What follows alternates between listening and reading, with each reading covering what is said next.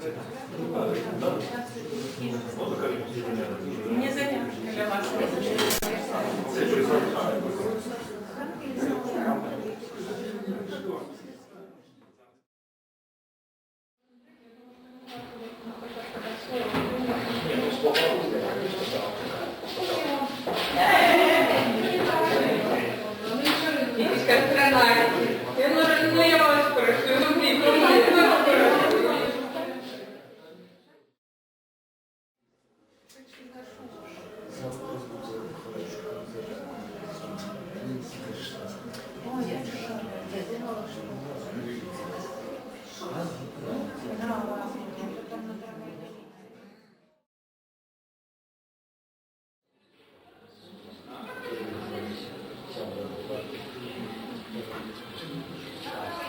Ты будешь снимать с руки или со штатива?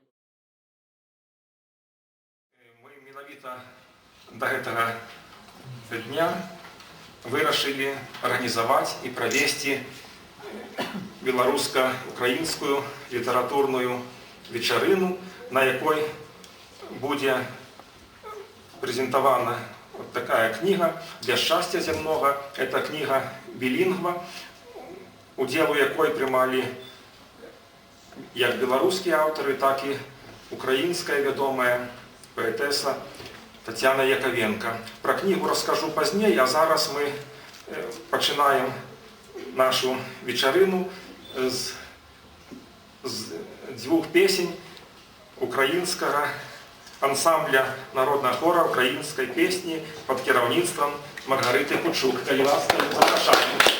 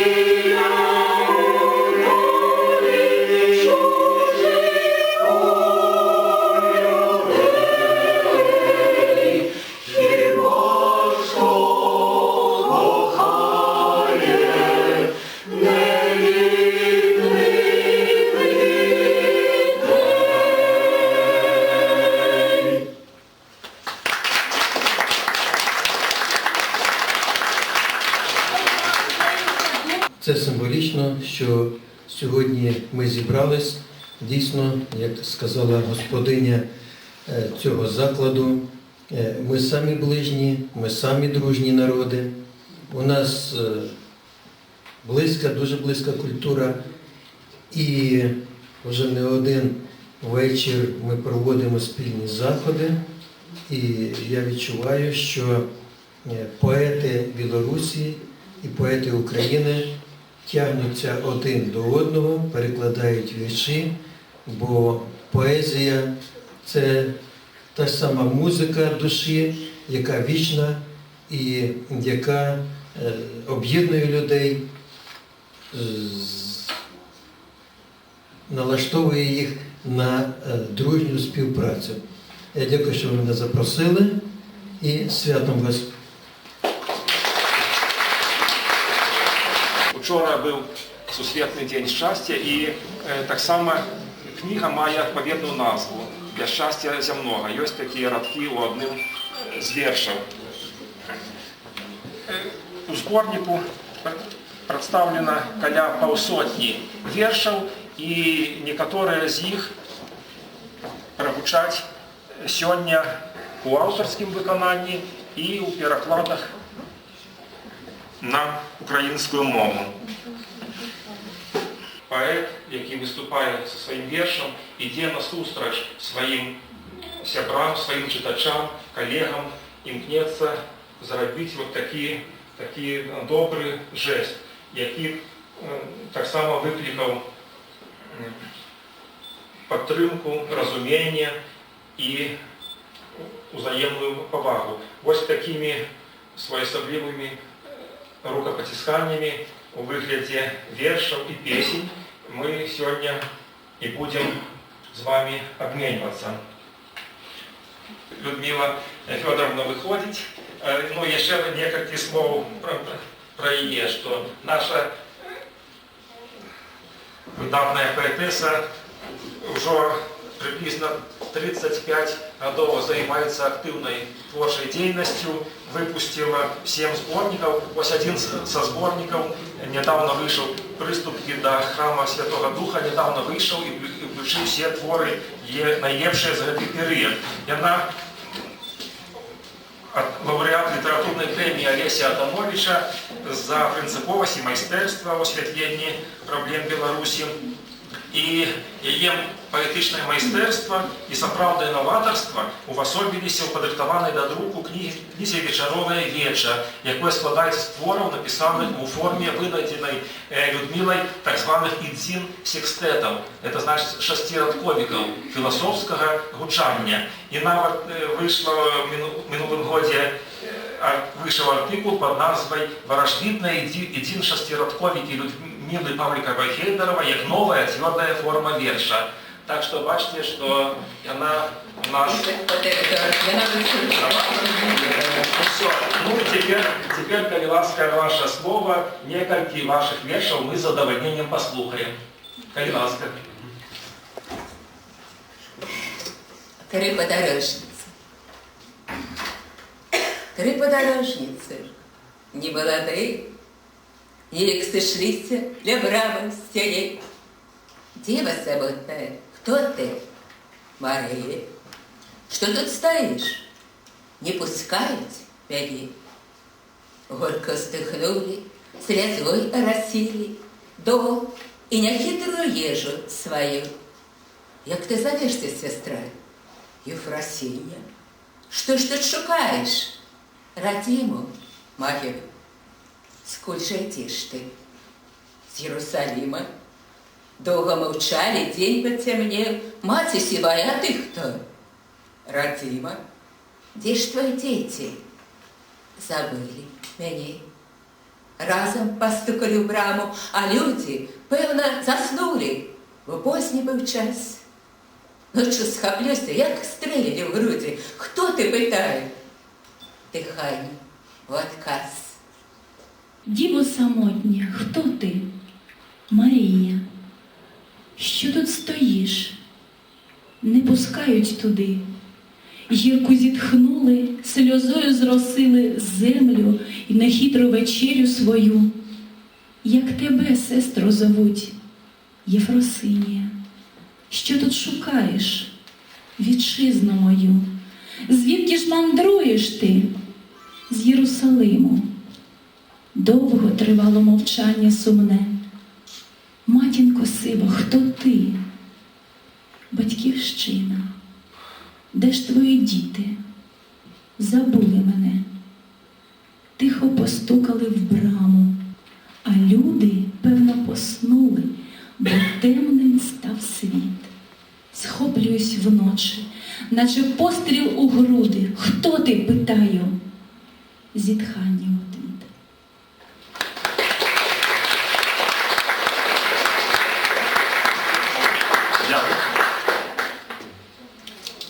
Перекрестила вслед. Господь с тобою, не любая, не буду и любой.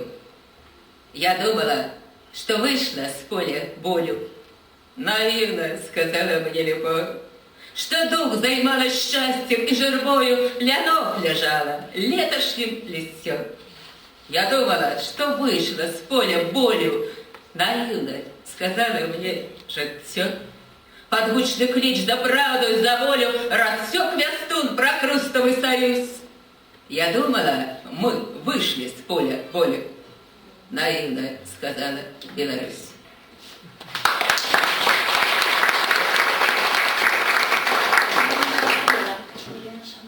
Перехрестила вслід, Господь з тобою. Нелюбою в житті не стану знов. Я думала, що вийшла з поля болю. Наївна ти, всміхнулася любов. Те, що здіймала щастям і журбою, торішнє лістя вже без вороття. Я думала, що вийшла з поля болю. Наївна ти, промовила життя. Під клич гучний за правду і за волю розсік віщун прокрустовий союз. Я думала, ми вийшли з поля болю. Наївна ти, сказала Білорусі. У часі, як жит в тяжкім, давлючим димі, іду собі, вклоняючись буттю, любов'ю присвячена життю, життям пожертвована батьківщині.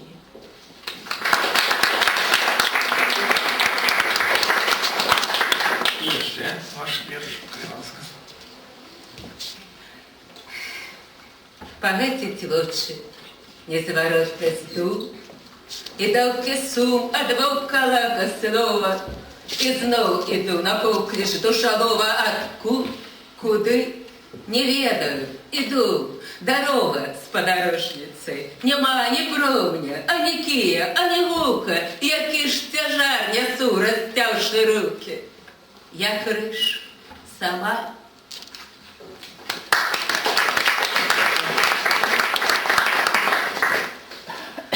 Хрест погасить очі незворотність дум, і сум далекий від вовкулаки слова, і знову йду на поклик душолова. Куди? Звідкіль? Не відаю. Іду. Дорога подорожниця. Нема не променя, ні тіні, ані звуку, який тягар несу, розп'явши руки. Я хрест сама. Дякую. Людмиле Павликовой Хельдеровой и выдатным читальникам. Я хотел бы еще додать, что, думаю, мы сможем погодиться с той высновой, что колись в інтерв'ю сказала господарня Людмила, о тим, що одним з головних в житті з'являється для чоловіка творчість, яка потребує натхнення, спокою і праці. І коли ведає, що все назбиране опитом, назапашене в думках і в душі, віддається без остачі. Ось так, як ви бачите, наші поети віддають всю свою душу без остачі, сапраўды. І це дотичиться не тільки наших поэтов, але и бардов. И, конечно, хотел бы сказать и запросить зараз до микрофона Эдуарда Акулина, але он сегодня, на жаль, не змог прийти на нашу вечерину, але его верши в этом сборнику есть. Не шмат, тут только 2 верши есть, але тым не менш яны вельми цікавыя і змястоўныя.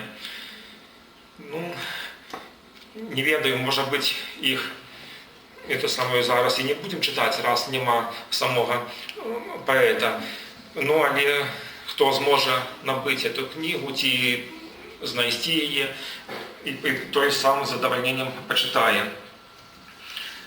Таму ідзем далей по нашей программе. Зараз я предоставлю слово Марині Запартика. Вона так само нам скаже А той, я хто буде предоставлю далі. слово нашому шановному другому ведучому, тому що зараз черга спадара Дубянецкого. Ён зачитає свої вірші, і хочу сказати, що вірші на українській мові переклади прочитає наш гость з України Іван Башняк. Спадар Едуард з'являється автором 2 зборників поезії «Душі моєї нескончений польот» і «Поклич самотного неба», так само аматор і майстер таких рідких поетичних жанрів, як глоса, канцона, мураба і так далі. І, звісно, і класичних форм. І, коли ласка, спадар Едуард, зачитайте свої вірші, а ми послухаємо їх і на українській чудовій мові. Дякую.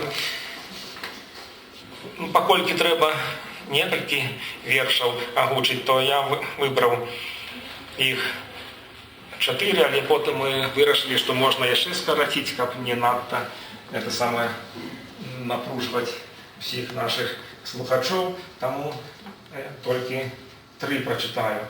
Першы – это сонет «Каханая».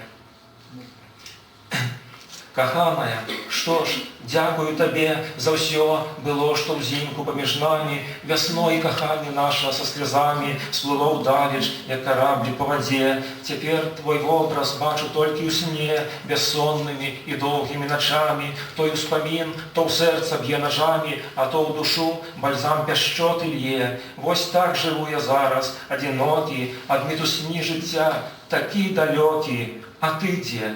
Ты, мажліва, асалоду, нібы віно, з каханкам новым п'еш. У сваіх учынках цэніш ты свабоду, і песню шчасця ўжо не мне пяеш. Дякую.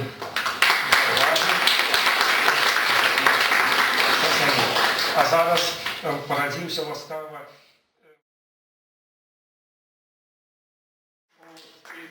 Мои верши, я заважу по этому сборнику, яким приблизно 1,5 десятки моих вершаў ёсць, што некаторыя з іх Тацяна Яковенко так пераклала, што мне здаецца, што яны нават і лепш гучаць у перакладзе, чым у арыгінале. Таму, калі ласка, паслухайце. Я продовжую, скажу так, що мама навчила нас рідної мови. І мова ця для нас сама дорожча. Коли ви чуєте мовою білоруською, своєю рідною, вона для вас найдорожча. Переклад українською, він для нас такий більш, але все одно це созвучно, тому що це близько.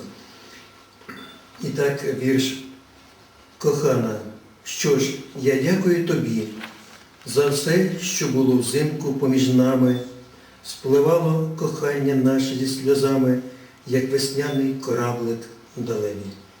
Тепер твій образ бачу тільки в снах, безсонними і довгими ночами. Той спогад то у серце б'є ножами, то поморочить душу без вина. Ось так живу, пустельником запеклим, від метушні життя такий далекий. А де ти? Чи можливо насолоду з новим коханим п'єш о шампанське? В житті своїм, цінуючи цю свободу, мене згадавши, інколи зітхнеш.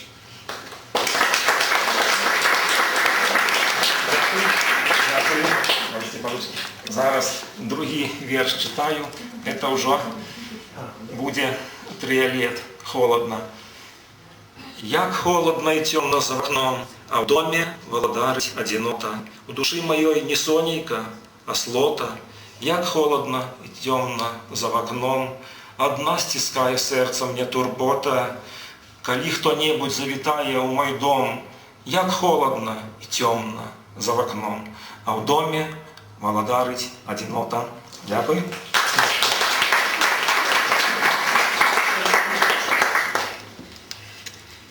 Холодно, як холодно і темно за вікном, а в домі господинею самотність. У душі моїй не сонце, дощ дрімотний, як холодно і темно за вікном.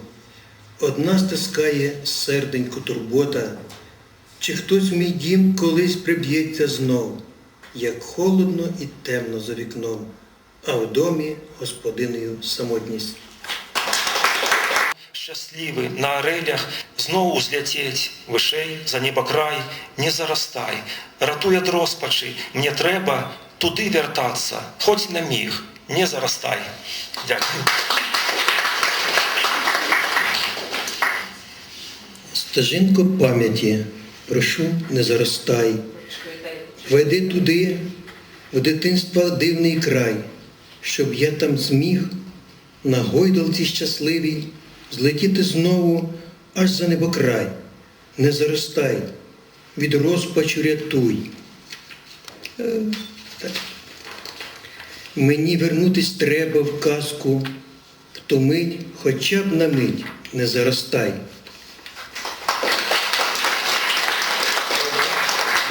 Рыбин город вышел приблизно 10 годов тому, перекладены на разные мовы, в прыватнасці на польскую, на украинскую, английскую.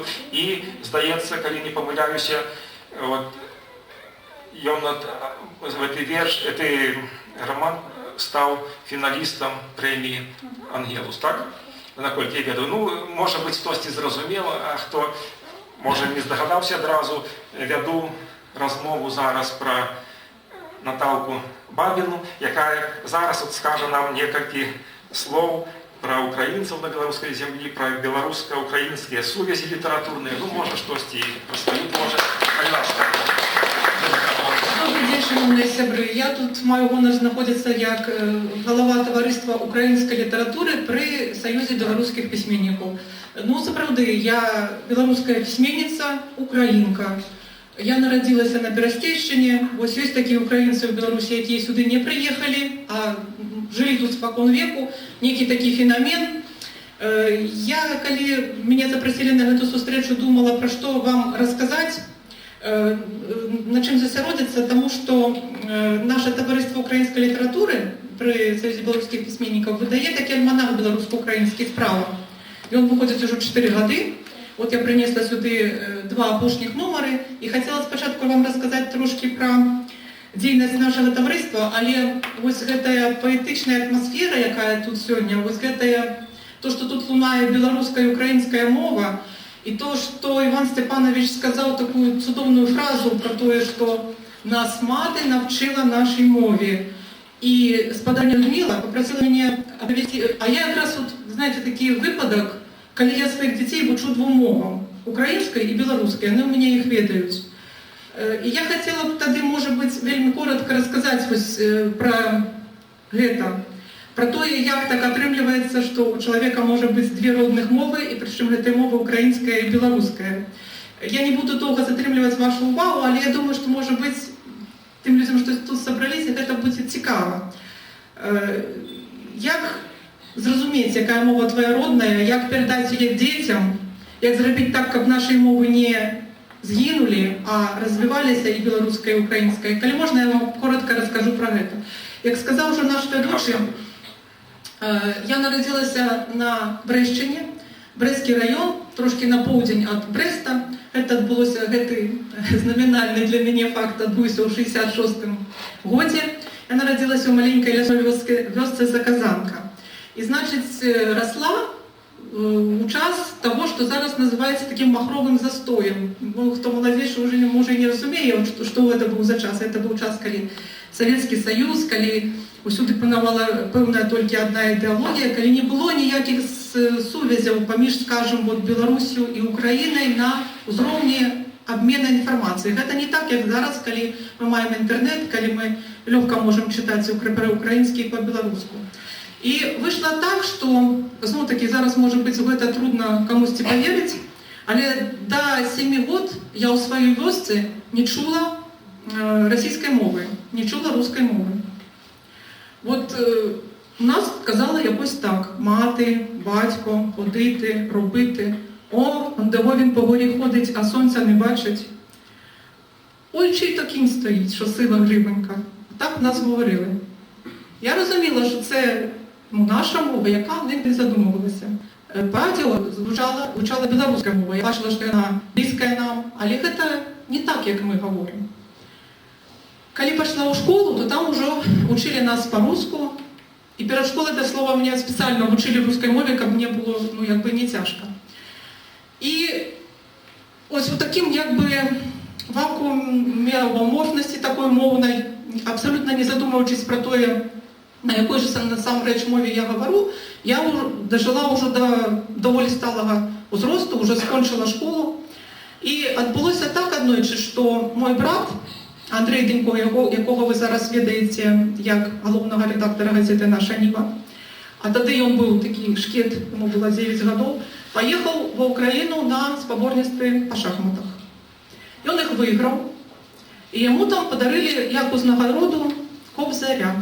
Українці, вони молодці, вони завжди усім з нагороду дарять Кобзаря.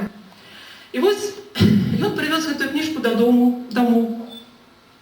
І я її відкрила, просто так, нема чого робити. І не ведаючи української графіки, не ведаючи, що означає вот это вот «і» з двома кропочками, що таке «і» русское, як воно читається, що таке «е» повернуте, просто стала вот так розкрила наугад і стала читать и разбирать. И первые легкие, які мені трапилися, така її доля. О Боже мій милий, за що ти караєш її, сироту? За те, що так щиро вона полюбила козацькі очі, прости сироту. І ось коли я з тяжкістю це розібрала, я чула, що мені як нехто штурхнув у плечі. Я этот штрушок пам'ятаю до цих пір, як нас кажуть. І він надав мені поскорення на все життя. Я зрозуміла, що та мова, якою ми говоримо, це українська. А коли так, то значить за нами велика культура. За нами такі генії, як Тарас Шевченко. І коли я вже виросла, вийшла замуж, у мене народилися 2 дочки, а потім народився довгочеканий син, то як я могла його назвати? Звісно, у мене тепер росте Тарас. І, звісно, вот эту мову, яку я обрела, кажучи по-русски, я хочу передати дітям. І хочу, щоб можливість эту мову передавати була не тільки у мене, а й у моїх земляків, у тих людей, які так само, як і я, говорять українською мовою. Як ми цю проблему вирішуємо собі у сім'ї? Це такий важний практичний момент. У нас є День української мови, вівторок. У вівторок ми говоримо українською вдома. І коли я буває забуваюся і переходжу там на російську мову або білоруську мову, бо ми і білоруською користуємося, то мені нагадують: мамо, а ми сьогодні говоримо українською мовою. На жаль, у нас у Білорусі до цих пор нема можливості вчити українську мову у школі навіть на рівні факультативу. Я хотіла би, уже завершаючи, не буду довго більше вашу увагу затримувати, хотіла б сказати, ще подякувати організаторам сьогоднішнього мероприємства, сьогоднішнього заходу. Мені возникла нова ідея. Коли ми будемо робити наступний номер нашого білорусько-українського альманаху «Справа», ми обов'язково зробимо рубрику «Білінгва», де дамо вірші білоруських і українських поетів у взаємних перекладах, щоб побачити і ще раз насолодитися тим, які пригожує наші мови. Дякую за увагу.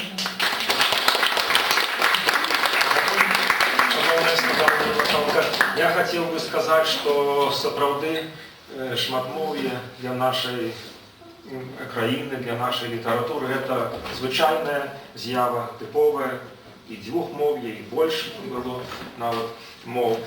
Лета яшчэ цягнецца з давніх часоў, прынамсі яшчэ з 19 стагоддзя, як мы ведаем.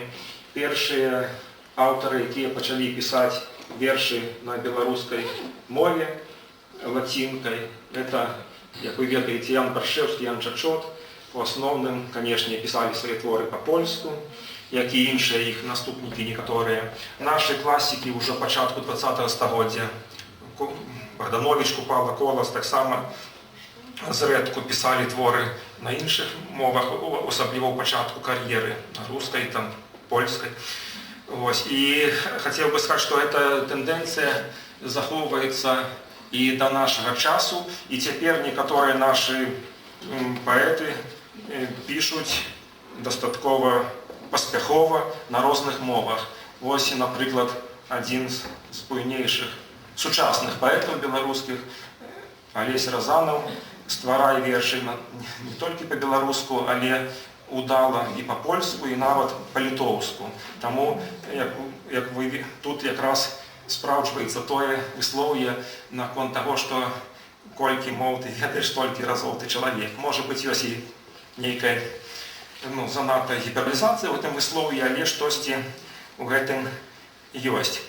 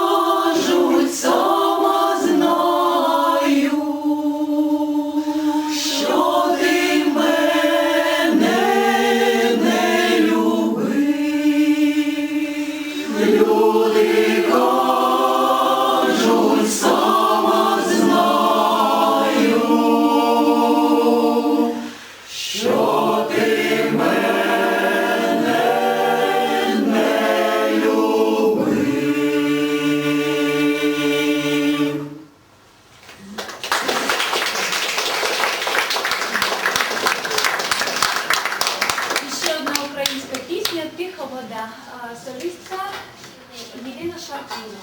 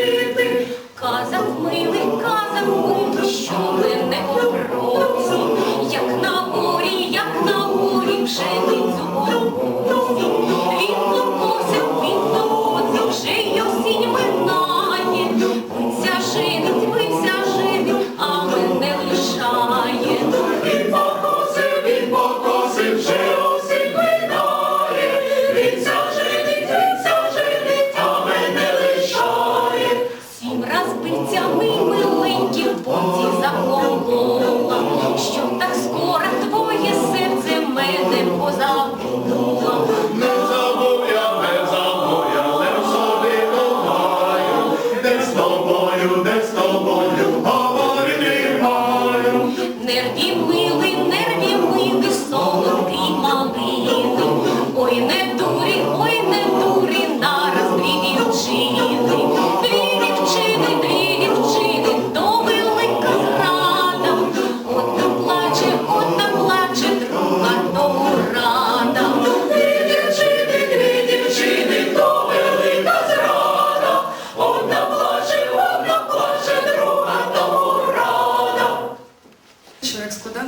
беларусу, дзіця вайны. У свой час ён працаваў настаўнікам, пачаў пісаць вершы, публікаваўся. У яго выйшла некалькі зборнікаў, і вось у сувязі з ужо вельмі шаноўным узростам і некаторымі абставінамі прыехаць ён да нас не змог, таму вершы гэтага цудоўнага чалавека, цудоўнага паэта Міколы Куцюка прачытае наш другі вядучы Эдуард Дубянецкі, а вершы у перакладзе на украінскую мову Іван Сцепанович, наш шаноўны госць, таму, калі ласка, спадар Эдуард. Дякую. Сапраўды, спадар Мікола Пацеюк з'яўляецца старэйшым удзельнікам нашага паэтычнага зборніку «Для шчасця зямнога». Ён жыве ў Маларыце, Брэсцкай вобласці. Хацеў бы, канешне, прыехаць, але, на жаль, не атрымалася. Ну і таму мы прачытаем яго адзін верш. Ніби вчора іще над житами пливла легким подихом біла хустина. Це матусю під вечір вела до села навпрошки через поле стежина. Я чекав, коли схилить вона до коша за війну посивілій скроні, і шматочок безмежного щастя лежав, хліб від зайця мені на долоні. Час ішов, покидали ми рідний поріг, і услід нам молилася мати. Нам у Бога просила щасливих доріг, у порожній лишаючись хаті. Мамин погляд сумний, серце крає щодня. Як на власні очі побачив, віддала молодиця своїх пташенят у казенний притулок дитячий. Як душею збагнуть мені вчинок такий, це ж минуло вже 3 покоління, і гармати мовчать, і при силі батьки, а сиріток не менше і нині. Білі крила гойдають село молоде. Що ж такий ти, податливий бусле? Не носи діточок до бездушних людей, скільки добрих іще в Білорусі.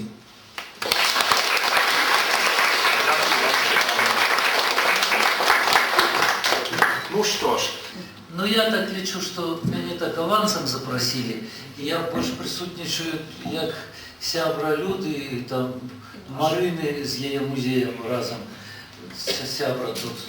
И тому я буду спевать, просто запросили меня на такую же встречу авансом, потому что на українську мову мені ще ніхто не перекладав. Але я так думаю, что я заслужил это, потому что я с украинской не перекладал. И я думаю, что вот так вот зараз сажу тут и думаю, все-таки перспективы некие открываются. Не все так просто. Я пробачаюсь, руки кашляю, але это не заразно. Спокойно сядьте, никто не утекайте. И я поспеваю таким вот трохи хрипатим голосом, що змогу, а змогу я для початку проспівати пісню на вірш Максима Богдановича, а як же іще, що можна тут почати. І причому ви дивіться.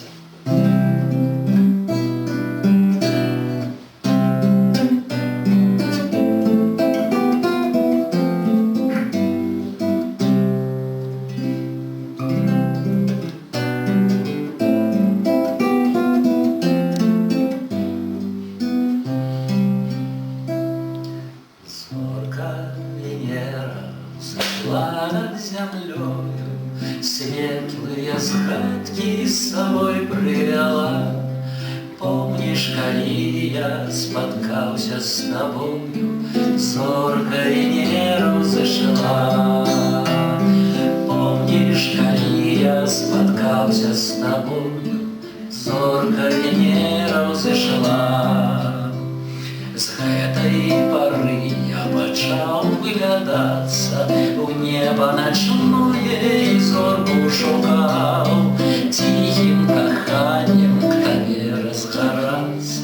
С этой поры я пачаў тихим каханнем к табе разгарацца. С этой поры я пачаў.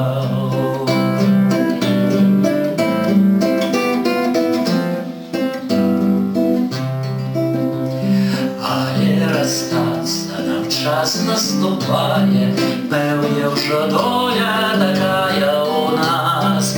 Моцно кохал я тебе, дорогая, але остаться нам час. Буду в далеким краї я нудиться, в серці любов затаивши свою. Кожную ночку на зорку делиться буду в далеким краю.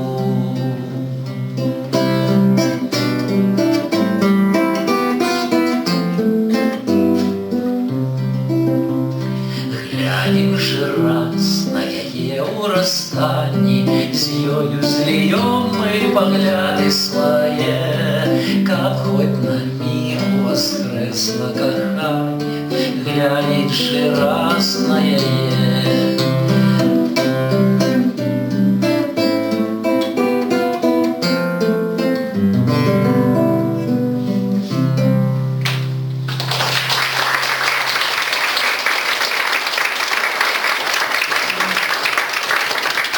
И такую песню я вам поспеваю. Лятуть годы, не молоды, даю натомленному сердцу отпочить. И сирот мар, тебе нема, шукать зустрічі уже не знайдеться причин. Звичайно все до смешного, звичайно был наш разлад не горший у кого. Черговый день миная хмурой тайной, тепла бракует до горевого. Летут годы, не молоды, даю натомленному сердцу отпочить. И серед мар тебе нема, шукать зустрічі уже не знайдеться причин. Дні коротей, а ночи подовжили. На голове моей панует весна, и что пытать, и так мы жить хотели. Прости молчать, прости не вспоминать. Летут годы, не молоды, даю натомленному сердцу отпочить. И сяду мар, тебе нема, шукать зустрічі уже знайдеться причин. Не молода, даю натомленному сердцу отпочить. И сяду мар, тебе нема, шукать зустрічі уже не знайдеться причин.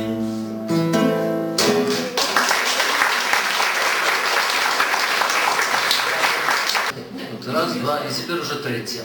Вот. И нам будет такая песня, якая не совсем, я нечто сегодня совсем своих песен и не надо спевать. Тексты то мои, Апрош Богдановича. Вот. А музыка краденая, щиро кажучи, это не я перший этим занялся. Вот. Вельми любили завсёды у нашей великой и в любой краине ирландскую музыку любить по всем свете. И, скажем так, с детства, я думаю, нам капитан, улыбнитесь, да? Это у Дунаевского ирландцы украли еще у позаминулом стаготе. Вот. Так что тут немоведомо кто у кого что взял, а я честно признаюсь, что вот эта музыка взята так само у ирландцев. А чему у ирландцев, я вам скажу. у ирландцев, потому что яны ж рудые, так, на 30% з нечым, так? А у меня дочка рожає, у меня внуков, и они рудые, и все. И ничего не зробишь. И больше у нас у родни никого рудых нема. И это все тлумачится только тем, что дед любит ирландскую музыку. Иначе просто... Ну и вот такая песня. И на процессе дописания. Я не думаю, что это вот то, что вы зараз почуете, что это опошний кончатковый вариант этой песни, але от і до тих святів, що зараз у нас тут починаються годиться, і ввогуле годиться, і все тут.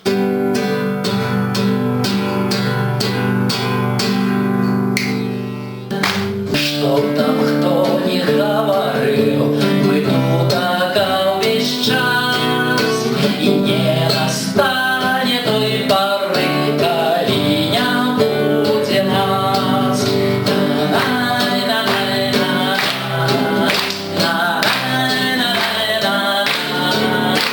И не настанет той поры, коли не будет нас.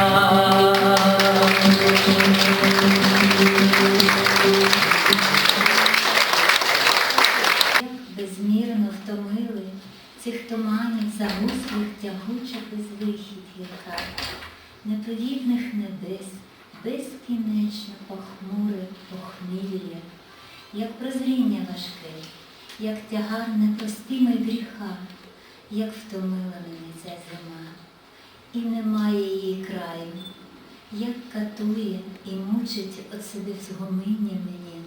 Я до тебе думками спішу, я до тебе тікаю, щоб хоч трохи зігрітись очей твоїх чорним вогнем, щоб зігрітися ласкою тихого, мудрого слова, пригорнутись душею до твого скупого тепла. Ти єдине спасіння моє в крижаному безмов'ї, в цій замерзло байдужій пустелі самотності й зла, в сніговім безгомінні, на сонце і ніжністю бою, де замерзлого всесвіту сяє чужа глибина. Я з тобою тепер, я з тобою, і з Господом Богом я тепер не одна. Я тепер не одна. Береже мене слово Господнє, береже чистота і присвітлість твоєї краси, і зігріє мене чудотворний вогонь великодній, і мене воскресить.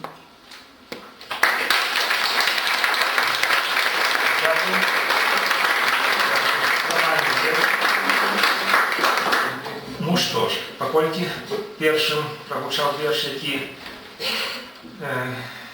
перакладаў для гэтага зборніка я, то зараз прыйдзецца на хвілінку паспрабаваць пераўвасобіцца у жанчыне. Вот, хоть это и, конечно, ясно, что и не просто было отчуть это все, тому, может быть, и не все так уже выдатно атрымалася, але я старался, як мог. По-моему, Тетяна у целом была задоволена этим перакладом. Ну и зараз паспрабую яго больш-менш выразна, наколькі змагу прачытаць. А далей мы паслухаем іншыя вершы і іншых перакладчыкаў нашых. Не одна. Як стаміла мяне ўжо зіма, як стаміла безмежна, безвыходна зяркавая гэтых густых туманоў і нябёсаў няветных пахмельная, злая безбрэжнасць, як цяжкая прасветласць, як цяжар неадольных грахоў. Як стаміла мяне ўжо зіма, без канца і без краю, як катуе і мучыць мяне цішыня тая і мгла. Да Тебе ў сваіх мроях лечу, да Тебе я уцякаю, каб агнём Твоих воч хоть крыху я сагрэцца змагла.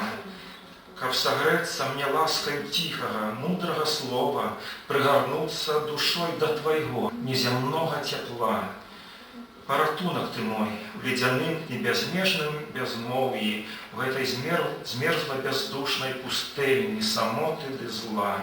І ў маўчанні тым снежным на сонца і пяшчоту убогім, дзе сусвету замерзлага святлом зеўрыць чужым глыбіня, я с тобою теперь, я с тобою, и с Господом Богом я теперь не одна, я теперь не одна.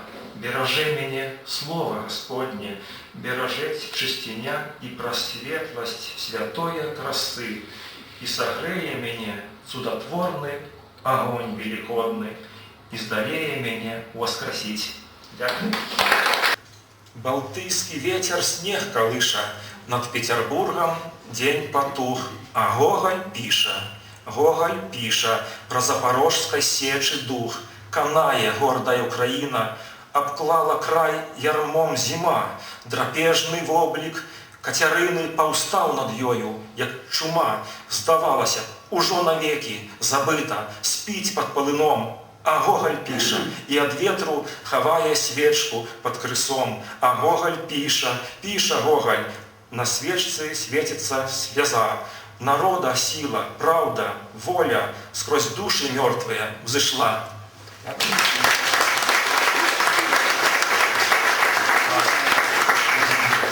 Ну, поступово, конечно, мы наближаемся до завершения вечерины.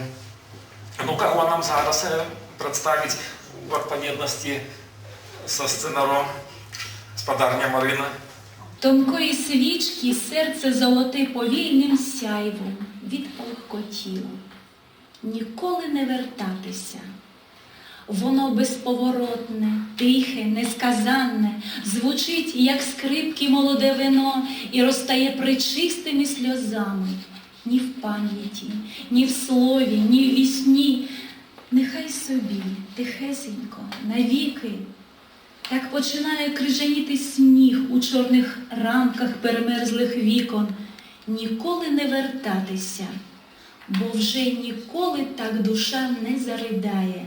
Ніколи, ні в пам'яті, ні в слові, ні в вісні.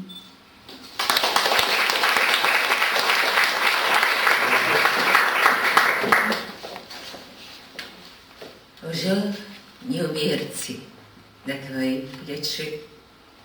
Як душа моя не летела у планетел, которым век течи.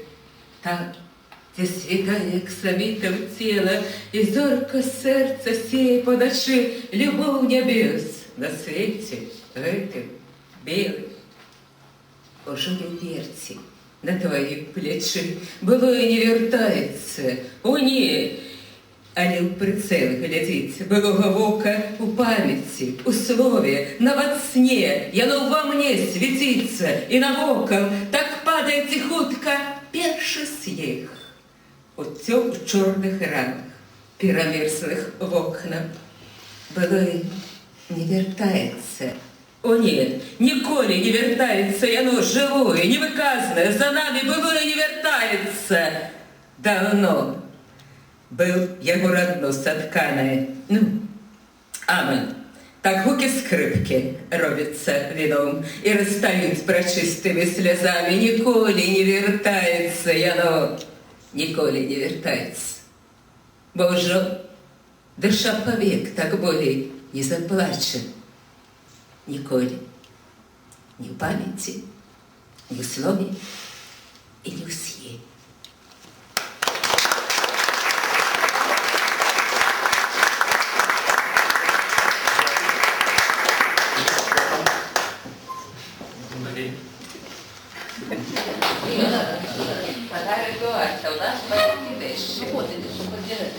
Кому нет?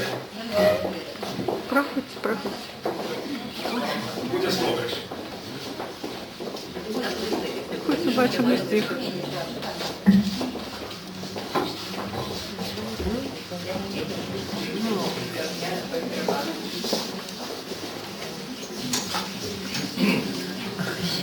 Слово Тараса Шевченка, наш отаман Гамалія. Поеми Гамалія.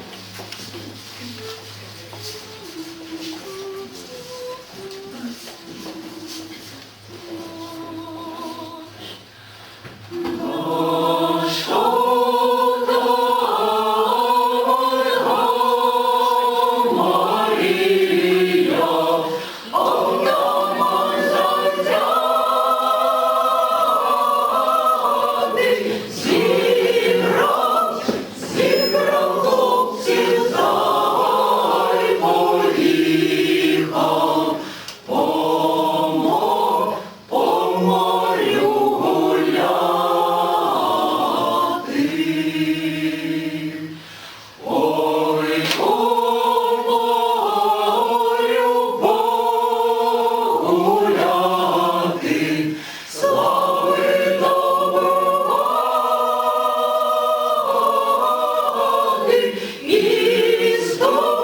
Історія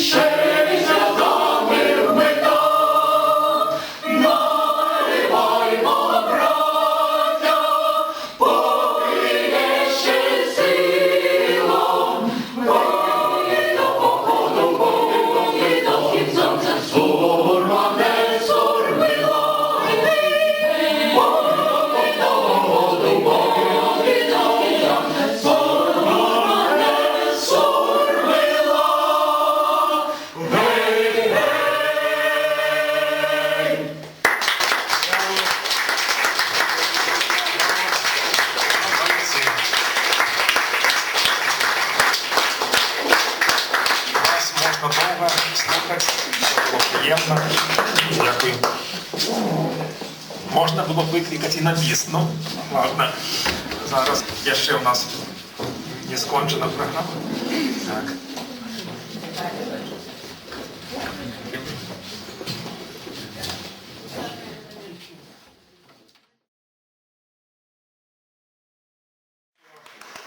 Дякую. Максима Валентина десь вже бачила цей зборник і думаю, що захопилася, а може і раніше читала твори Тетяни. І ну, зараз ви скажете трошки про себе, як ви от вийшли на цю поетку знакомитую, на этот вірш. А я ще додам, що шановна господарня Валентина нередко виступає з читанням своїх віршів у різних бібліотеках, музеях, навчальних установах. І проводять там освітницькі вікторини, часом особливо для діток. І це вже шмат років протягується. І ще одна, по-моєму, наскільки я не помиляюся, ви не кепсько гуляєте в шахмати. І кожен год удельничаєте у шахматному турнірі, які там проводяться у Союзі письменників і разом з Людмилою Павліковою-Хейдеровою. Так що про гэты турнір можна сказати крышку, каб на таку іранічну хвалю. Ми завсюди жаночий у нас такий склад, гэта Людмила Павлікова-Хейдарова і я представляємо жанчын, усіх наших жанчын-пісьменників. Бо ніхто до речі, майстер, кандидат у майстриці майстер, не ведаю хто, і тому з її ніхто не ризикує гуляти, окрім мене. І навіть мужчини не ризикують, по-моєму. Так. І ось отримується так, що, ну, ведаєте, хто кого може перемогти. І мені Борис Петрович на такі випадки завсюди сутішає. Каже, є такий анекдот. Коли Рейган з Брежневим бігали на перегонки. Ну, ведаєте, хто перший прийшов, ну, а як на советском телебаченні гэта агучить. Ну, і вирішили так агучить, що Леонид Ильич заимел другое место, а Рейган передапошнее. Ось я завсюди передапошнее место. Ну, нічого, зато ви інші колегі. Ну так ось, але давайте вернемося до цієї теми. Про Тетяну Яковенко я захопилася цими віршами, тому що бачила їх на Фейсбуку у перекладі Людмили Павлікової-Хейдарової. І мене вельми уразили, коли я більш глибше познайомилася з її творчістю, мене вельми уразили вони своєю незвичайною такою образністю і мелодичністю. Тому що гэта, ну, був такий ось особливий некий такий у її, особливість її таких ось віршів. І ось один з таких віршів «Старий рояль». Не хочеться вельми вже, мені здається, що криху стомилися, але і мені ще випала така складана задача, усім допомагали, усім читали на українській мові, а мені ще потрібно і самої почитати на українській. Перший раз у житті читаю, вибачайте. А потім уже, коли зори ще зацімусіли, і гасла прозоро спалоханих слів луна, повільно прийшла ще нечувана тиха музика, повільно прийшла і навік роз'єднала нас. А човен пливе, і до берега хвиля лащиться, і вічна ріка десь у вічність собі тече. І тільки ніколи вже не заплачеться від щирої ніжності тихих твоїх очей. Чого мені завжди бракує тієї мужності, що гребрі руйнує, зриває старі мости. Лунає, повільна музика, повільна, щезаєш ти. Світлішає місяць, неначе печать подроблена. І тане, і вже й нема. Гайдається човен, самотній, напівзатоплений. І образ його поглинає густий туман. Все далі й далі від нашого того березня, де вже не важливий ні кривда, ні біль, ні жаль. Хіба що латинка на дуже високим березі, неначе покинути кимось старий рояль.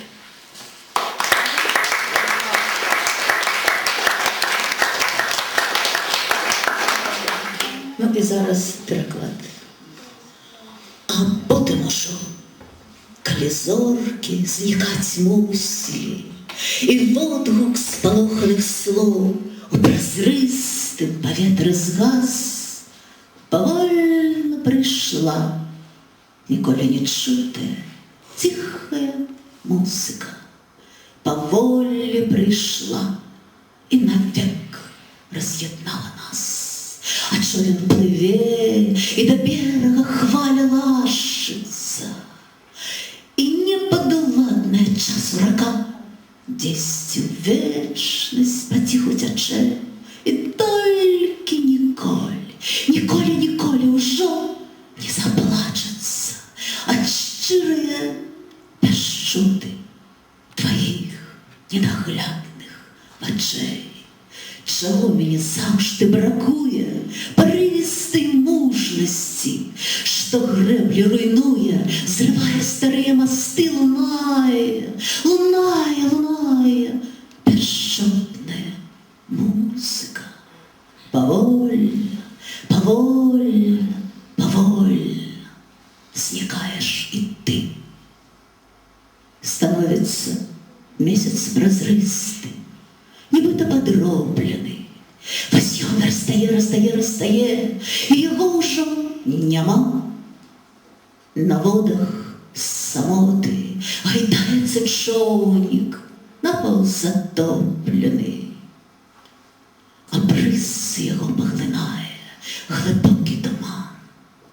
Далей і далей соковик той относит имкливые ветроси, где боли не имеют значения, ни боль, ни покута, ни жаль. Хіба тільки хорка на дуже високим березі, як бицем покинути кимсь старий рояль.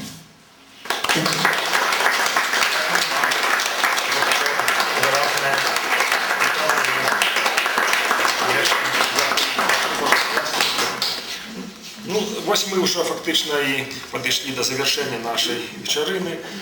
Хотів би сказати в завершение, что и пожелать вам у відповідності з назви этого зборника нашого «Для щастя земного» хотів би сказати, як ми завжди справді марили про справжнє щастя як для себе, так і для своїх родних, сябров, для свого народу, для всієї своєї айчини. І будемо сподіватися, що такое счастье коли-нибудь завітає до нас, у наш край. І тепер, думаю, що і ми будемо працювати так само на те, щоб наближати новий день, світлий день нашої країни і батьківщини. І сподіваюся, що буде протяг у нашої вечерини, що може бути і коли-небудь удасться видати і другий зборник, такий, уділу у яким варто було б запросити і інших наших шановних гостей, сябров. І думаю, що тоді зборник буде і більший по об'єму, і ще більш змістовний, більш ґрунтовний. І я це мушу доповісти у нашу спілку письменників в Київ, на вулицю Банкову, там вони знаходяться, там багато друзів, про те, як тут щиро і тепло приймають і як переводять з тим, щоб дійсно ми розуміли один одного ближче, ніж ми один одного розуміємо. І такі події відбуваються вже декілька місяців підряд. 100 років святкування творчості Володимира Сосюри. 120 років з дня народження і 100 років з дня його першого вірша. І той знаменитий вірш «Любіть Україну», якого перевели на 67 мов, і тільки одною книжкою надрукований цей вірш. Один вірш цілою книжкою на 67 мовах. Це дуже унікально. І недавно ми святкували 147-му річницю дня народження Лесі Українки. Тут, у Мінську, з Маргаритою і з Наталією, солісткою Попко, ми поїхали у Мар'їну Гірку, і там у музеї, потім в школі відбувся творчий такий вечір, зустріч, поезія. Це треба було почути, бачити, як білоруси шанують і люблять Лесю Українку. Ну і в ці дні ми святкуємо нашого Тараса Шевченка.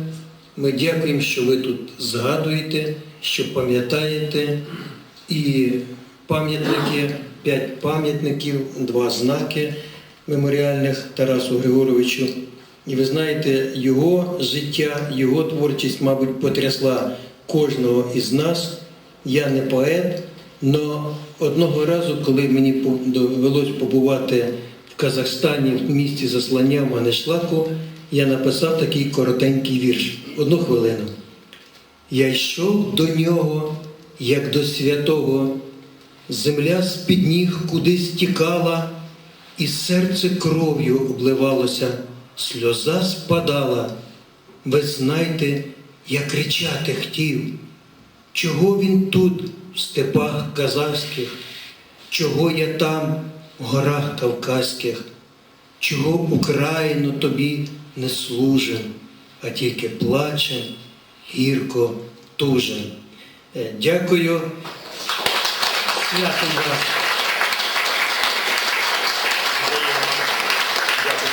А я хочу сказать, что коли у нас есть такие соседи, коли у нас есть такие таленты, такие поэты, музыки, то счастье у нас уже есть. Дякую велике вам за увагу. Дякую всім. А что тычется в подорожной глаза, и он так на своем месте сидит, что просто не продает. Я подумала, что можно посадить, и просто легко не пройшов. Жовтий сім'ї брати.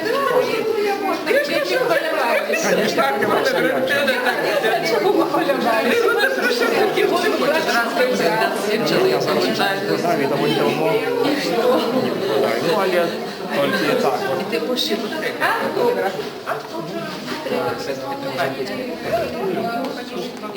там мой право дошавый. Там у него.